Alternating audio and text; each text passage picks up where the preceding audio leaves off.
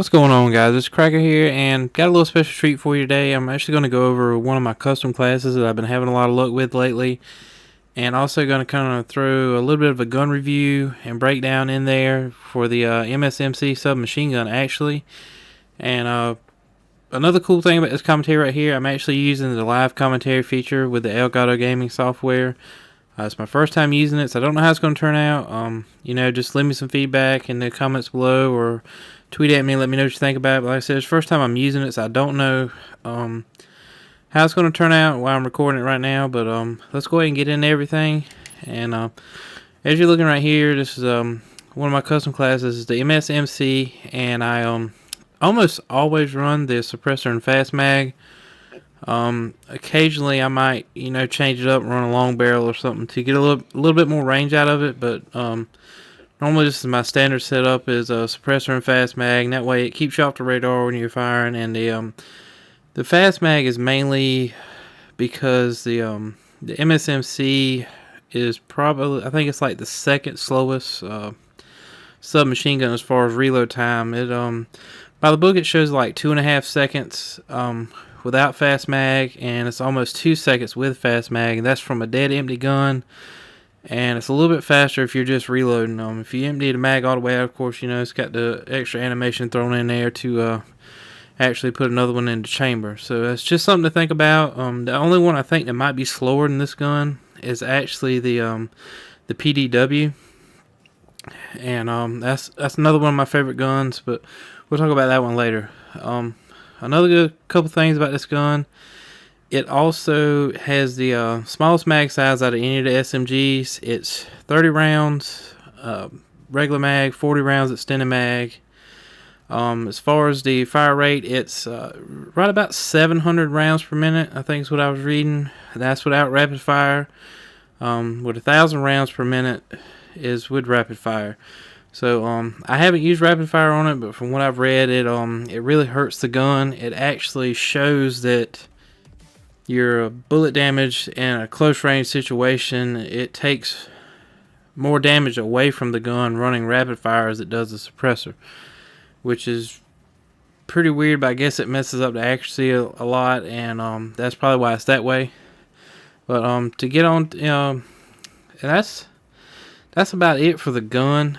Like I say, and it's like a 3 to 4 bullet kill up close is what everything says that I've been reading, and 5 to 6 at range. But sometimes with the lag and the way this game's set up is, sometimes it seems like you're shooting marshmallows at people. But that's pretty much it for the gun. It's a really good gun. I use iron sights on all my SMGs because I start off like hip firing, and then I end up going in because it's just the way I've always played. And I think that's why the SMGs work really well for me on this game especially. So just to get a little bit more into the class, we're going to be running, what I normally do is run PERK 1 Greed, and generally run Hardline and Ghost. I know a lot of people might not like Ghost, but it's different on this game because it doesn't keep you protected all the time, and I usually rush not real strong, but I stay moving, so it helps me out, especially back before they called the UAVs in, or actually raised UAVs up, should I say, to 425, I think is what they are now. And that's the main reason I started running it.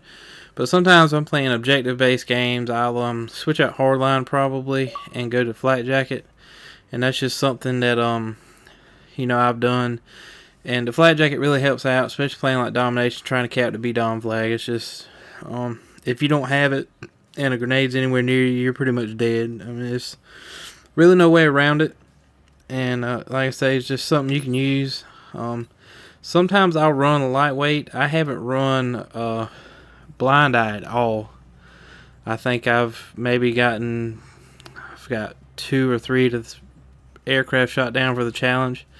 But like I say, my main 3 are Hardline, Ghost, and Flat Jacket. And that's my main 3 first tier perks that I run. Usually any combination of those 3 work really well.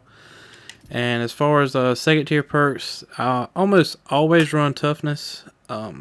Its perk works really good for me. I think it adds enough takes enough of the flinch away when you're being shot to maintain your accuracy on these SMGs, especially after that first nerf that they got that supposedly increased the hip fire spread and stuff, and it just really helps out.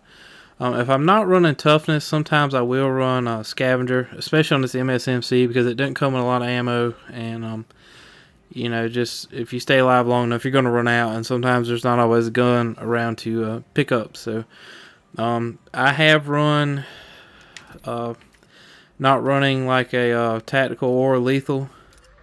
I'll do that sometimes, and put a PERK 2 greed on and run toughness and scavenger. It just really depends on how I'm playing that day, but normally it's just toughness, and that's it for second tier perk. As far as third tier, pretty much tac mask is a go-to, mainly because the first week this game was out, the shock charges and stuff were ridiculous, and the tac mask helps out so much with these things that it's worth running.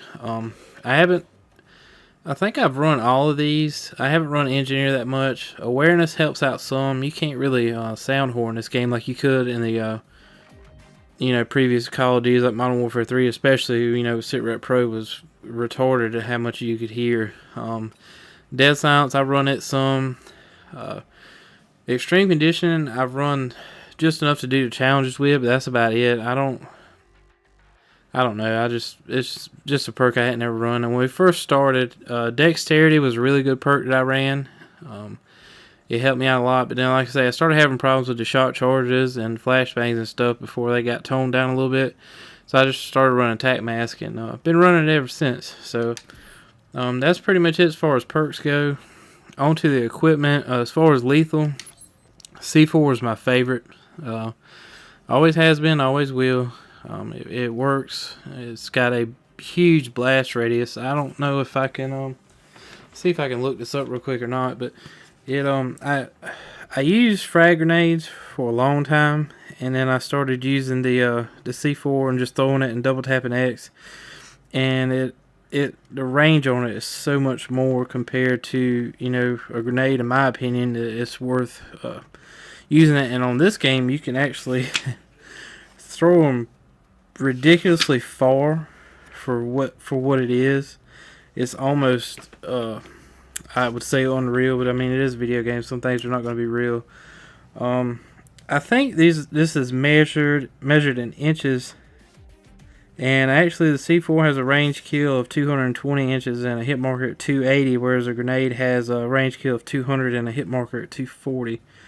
So it has a little bit more oomph to it. So I mean that's another good thing. I haven't run the combat axe at all. Just not me. I can't hit nobody with it if I tried. Semtexes, I always had bad luck with those. Like I said, I run frag grenades. And this thing here, this Bouncing Betty, blessing and a curse, I guess. It's sometimes you can hit people with them and it'll kill them, and then sometimes they'll go off and run right through it, and sometimes you have to lay down and it won't kill you and so on. It has a mind of its own, and people tend to put shock charges on top of the Bouncing Betty, and makes it where you can't get through it and you end up dying. As far as tactical goes, for a long time I ran EMP grenades, which is a really good setup to run if you're want to take out equipment. It works really well against AGRs, microwave turrets, or guardians, whatever you want to call them, so on and so forth. But here lately, playing objective-based games, I use a tac insert, and that's pretty much how my classes are set up. The tac insert keeps you on the objective, and it keeps you there, close to it, if not on top of it, and that way they can't take a flag back from you, or lose a hard point, or you can put it in the next hard point and just take the death, and then you're automatically on it. It's kind of a cheap thing to do, but it is what it is. But anyway, guys, I hope you enjoyed this video. I see it's going to end up being kind of long, but I just want to kind of explain the gun a little bit, explain my class setup and how I do everything. And like I say, I hope you guys enjoyed it, and I'll do more of these if this is what you guys want. But this has been Kraka, and we'll catch y'all